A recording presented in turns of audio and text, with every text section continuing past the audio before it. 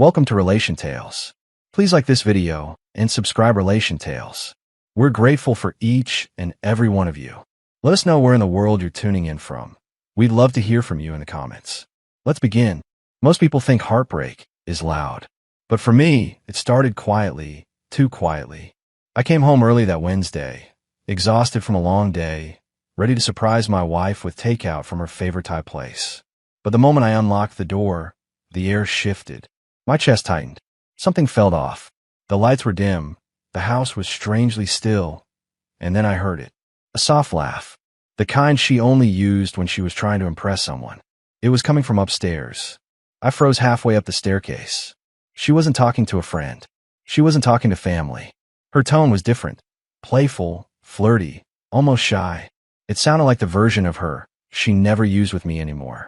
"You're impossible," she whispered, followed by a breathy laugh. I didn't move. I didn't interrupt.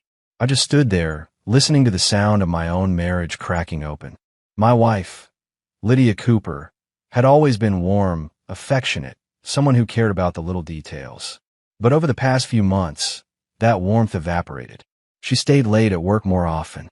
She guarded her phone like it held state secrets. She stopped asking about my day and stopped noticing when I stopped asking about hers. And I, Marcus Hale, husband, steady provider, loyal to a fault, kept telling myself she was stressed, tired, burnt out. I ignored every red flag because love can make even a smart man feel stupid. But as I stood silently on that staircase listening to her whisper, "I wish I could see you tonight," the pit in my stomach finally had a name. She wasn't just pulling away. She was giving herself to someone else. I stepped back down quietly, my heartbeat loud enough to drown out every rational thought. I left the takeout on the counter untouched. In that moment, it wasn't anger that consumed me. It was a strange, icy clarity. I didn't confront her. Not yet. Because something in me knew this wasn't the first time, and she would lie anyway. That night, she came downstairs pretending nothing had happened. She kissed my cheek, gave some excuse about work stress, and took a shower before bed. I watched the water steam under the bathroom door, watched the outline of her shadow move as she hummed to herself. She didn't know that I knew. Not yet. And then, unexpectedly, the universe handed me a partner in pain. The next afternoon, I received a message request from a woman I didn't know. Her name was Emily Kerr, and her opening words made every suspicion crystallize. "Hi. I think our spouses are seeing each other." My stomach dropped. My palms went cold. Everything I feared came rushing back with sharp edges. We met in a quiet coffee shop 2 hours later. She looked exhausted, anxious fingers picking at her sleeve, eyes swollen like she hadn't slept in days.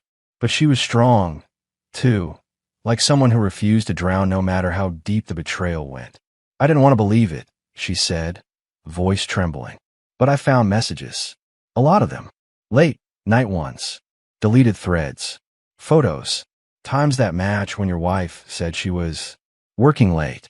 I clenched my jaw until it started to ache. Emily pulled out her phone and slid it across the table. One message stood out immediately. "I'll tell him traffic was bad again. Same story as last week." From Lydia. The room felt smaller. My throat felt tight. I had been played. Lied to. Discarded. Emily looked at me with a mix of heartbreak and anger. "They think we're clueless," she whispered. I didn't speak for a long moment. Rage burned under my ribs, but it wasn't wild. It was controlled. Focused.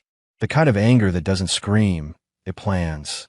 Finally, I said, "Then let's stop letting them think they're smarter than us." Emily inhaled sharply. "You want to expose them?" "No," I answered quietly, coldly. "I want them to expose themselves, and then watch everything crumble." Her eyes narrowed, not in fear, but in agreement. Two betrayed spouses becoming a quiet storm. And that's when my revenge began, slow, strategic, and perfectly timed. Because before I confronted Lydia, before I even hinted I knew, I needed one thing. A moment so devastating, she would never forget it. A moment that would hit her exactly where she never expected. A moment I was already planning in the back of my mind. Even as Emily's hands shook across the table. I didn't sleep that night. My body lay still, but my mind raced in every direction, replaying Emily's evidence over and over again. Lydia slept beside me like nothing had changed, like she wasn't whispering to another man hours earlier, telling him she wished she was with him instead. Her breathing was calm. Mine wasn't. I stared at the ceiling for hours, the moonlight casting pale lines across the room. Every exhale felt heavier than the last. My chest tightened every time her phone lit up on the nightstand. She slept through it. I didn't. Around dawn, when she finally got up a shower, I turned slightly and saw it. A new message. Alex, last night was perfect. Same time today. I didn't open it. I didn't touch her phone. I didn't need to. The message alone was enough to turn my heart into glass. I let out a breath I didn't realize I was holding. A trembling one, the kind that comes right before a breaking point. But instead of breaking, something inside me steadied. Today wasn't going to be the day I confronted her. It was going to be the day I set things in motion. I waited until Lydia left for work, dressed nicer than usual, wearing the same perfume Emily said she smelled on her husband. She kissed my cheek like a chore and said she'd probably work late again. I smiled. It's fine. Take your time. She didn't even look suspicious.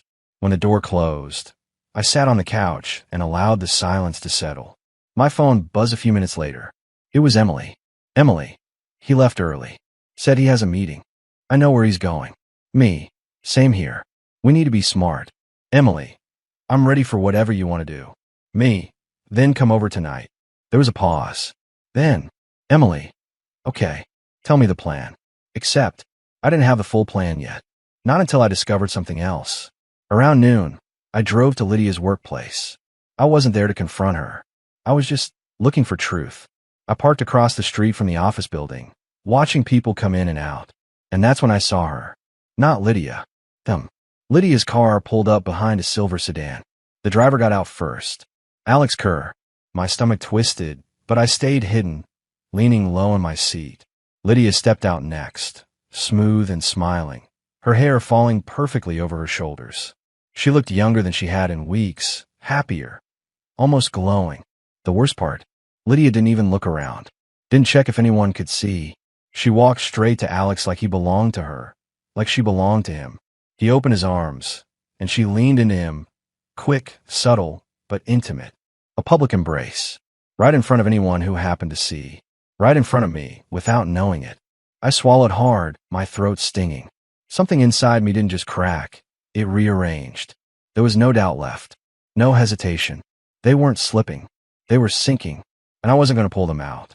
When I drove back home, Emily was already waiting outside in her car, gripping the steering wheel like it was the only thing keeping her sane. Her eyes were red but sharp. There was exhaustion, yes, but also fire. I opened her door. She stepped out slowly. You found something, she said immediately. I can tell. I nodded once. They met in public. They didn't even hide it. Emily's jaw locked. She whispered something under her breath. Not anger, not shock, but grief. Then she straightened. Tell me what we're doing. I motioned her inside. In the kitchen, we sat across from each other. Emily wrapped her hands around a mug of tea I made her. She didn't drink it, just held on to it like warmth was the only thing keeping her steady. I explained my idea, not the dinner part yet, but the strategy. We need a moment where everything catches them off guard. I said, not yelling, not fighting, something that destroys the lies they built together. Emily listened carefully, nodding slowly. And you're sure you want me there? She asked. That's the entire point, I replied. They won't expect you. Not tonight. Not ever. They've built their whole affair around secrecy and control. We're going to take that control away. Emily tightened her grip on the mug. I want him to feel even a fraction of what I've felt this week. He will, I murmured, and so will she. Then, for a moment, the bitterness between us softened. Not romantically, but humanly. We were two broken people stitching ourselves back together with resolve. Emily exhaled. Tell me the rest. I leaned forward, lower my voice. Tonight, when Lydia pretends there's heavy traffic again, you're going to be here. And I'm going to set the table for two. Calm. Normal. Nothing suspicious. And when she walks in, Emily finished my sentence with chilling precision. She's going to see me sitting in the seat she thinks no one can replace. I nodded. But there was more. We're not doing this to scare them, I said. Not to get revenge in a wild way. We're doing it so they understand, in silence, how badly they've broken the trust we built. Emily's expression steadied. When? She asked. Tonight, I said. And trust me, she'll never forget it. Emily stayed with me the entire afternoon, both of us moving around the house, quietly, carefully, like people preparing for something delicate and dangerous. Neither of us raised our voice. Neither of us acted impulsively. Every step had a purpose. Every minute brought us closer to the moment Lydia would walk into a reality she didn't know she helped create. I took out the ingredients for dinner. Lydia's favorite meal, the one she used to beg me to cook whenever she had a rough week. Back when she still talked to me. Back when I mattered. Emily watched me slice vegetables while leaning against the counter, her fingers tapping unconsciously. She wasn't impatient, just anxious. The kind of anxious that builds after weeks of pretending everything is fine while your life crumbles quietly. She always bragged about how you cook, Emily murmured. Alex complained about my cooking all the time. I guess now I know why he kept comparing me. I paused mid-slice. You don't deserve to be compared to anyone, I said gently. Nobody does. Her eyes softened, just a little, and then she looked away before emotion could take over. I hope tonight changes something, she whispered. It will, I assured her. Not just for them, for us. While the meal simmered on the stove, I set the table. 2 plates, 2 glasses, candles. Not romantic, not intimate, just symbolic. Beautifully symbolic. A quiet stage for a loud truth. Emily stepped back and looked at the setting. She's going to come in thinking you're alone.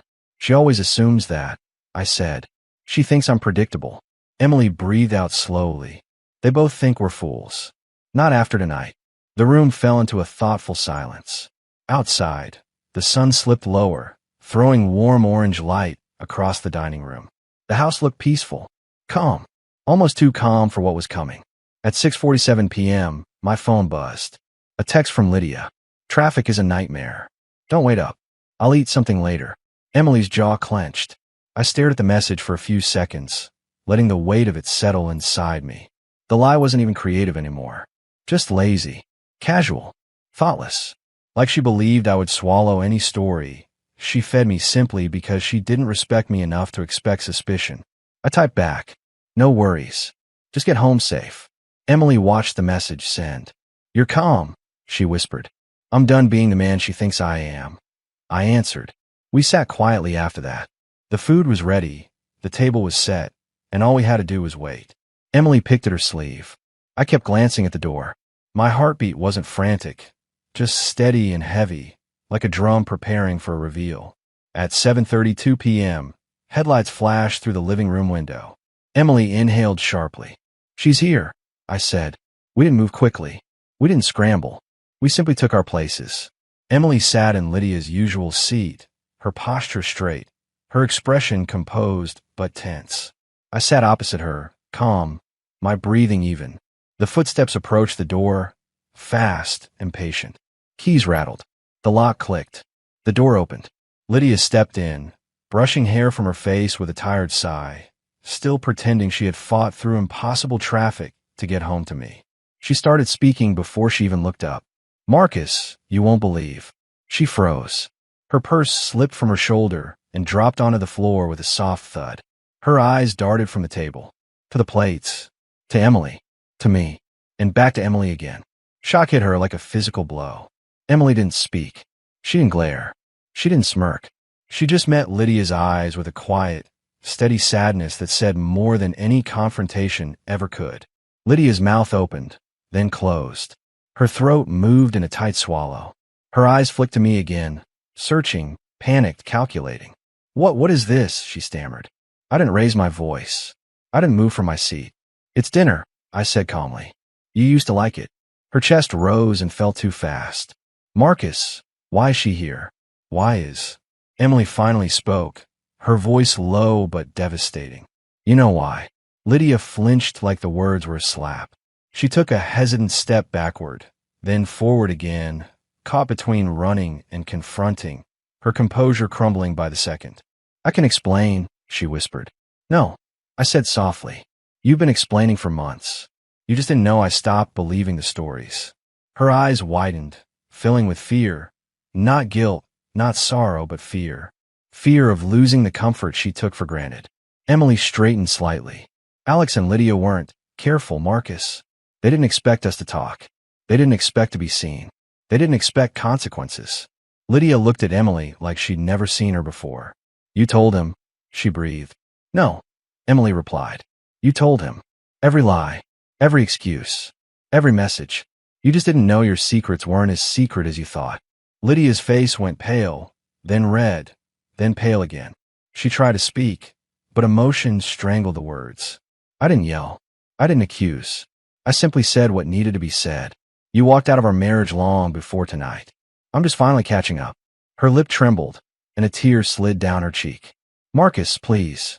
I made mistakes, but you didn't make a mistake, I said. You made a choice. And that's when the silence in the room became heavier than any accusation. Lydia hadn't expected witnesses. She hadn't expected consequences. She hadn't expected Emily. She especially hadn't expected me to stop chasing explanations and start accepting the truth. And this was only the beginning. Lydia stood in the doorway like she just walked in her own nightmare. Her eyes darted everywhere. My face, Emily's, the table, the plates, searching for some angle, some excuse, some lie she could crawl into and hide behind. But for the first time, there wasn't one. Not a single door left for her to escape through. The silence between us felt like the last few seconds before a fire alarm. Emily stayed seated, her hands wrapped gently around the napkin in her lap. She didn't look triumphant. She didn't look vengeful. She looked tired. Tired of lies. Tired of betrayal. Tired of trying to hold together something that someone else had been quietly destroying. Lydia finally stepped forward, her voice cracking. Marcus, listen to me. Whatever she told you, she didn't have to tell me. I said quietly. You did. Every message. Every excuse. Every night you thought I wouldn't question. Tears welled in her eyes. She swallowed hard and reached out a hand, as if the air between us might hold her up. I didn't mean for her to go this far. I was confused. I didn't know how to talk to you. You talked to him. I didn't raise my voice. I didn't need to. Emily looked down, her expression tightening. Lydia blinked rapidly, wiping her cheeks. She looked at Emily again, this time with a mix of panic and embarrassment, like the reality was finally hitting her. She wasn't in control. She wasn't a victim. She was cornered by the truth. I messed up, she whispered. But we can fix this. We can go to counseling. We can try. You already tried with someone else, I said. She shook her head desperately. Marcus, please, don't do this here. Not with her sitting. She deserves to be here. I interrupted. More than you do. That broke something in her expression, like her heart had finally realized what her actions had cost. Her shoulders collapsed inward as if her body was folding under the weight of her own choices. Emily stood then, quietly, respectfully. I didn't come to fight, she said softly. I just came to stop pretending I'm blind. Lydia couldn't meet her eyes. The air grew thicker, heavier, until Lydia whispered, Tell me what you want, Marcus. Tell me what I'm supposed to do. For the first time in months, I felt calm. Not numb, not broken, just clear. I'm done, I said simply. Her lips parted, trembling. Done? Just like that? No, I said. Not just like that. Done because you left me long before today. I'm only choosing myself now. She let out a shaking sob and took a step toward me. I stepped back. Emily placed her keys in her hand and nodded at me before quietly making her way to the door. Lydia watched her leave like she just watched her last excuse walk out with her. When Emily stepped outside, I turned back to Lydia. I didn't bring her here to humiliate you, I said. I brought her here because I wanted you to see the person who got hurt right beside me. She didn't deserve what was done to her. Neither did I. Lydia pressed her palms to her face, her voice cracking through her fingers. I was stupid. I was selfish. You were dishonest, I corrected. And I can recover from heartbreak. But I can't rebuild a home on dishonesty. She lowered her hands slowly, tears streaking down her cheeks. Is there nothing left to save? I breathed out, a long, steady breath that felt like closing a heavy chapter. Not between us, I said. But you can save what's left of your own dignity by accepting the truth. She didn't fight anymore. She didn't beg. She just nodded, defeated, quiet, understanding her own destruction better than anyone else could have explained it. I walked past her, toward the front door. For what it's worth, I said gently. "I hope you learned something from this." And then I stepped outside, into cool air that felt like the first real breath I'd taken in months, leaving behind the woman who thought I'd never find out, and the version of myself who believed her lies.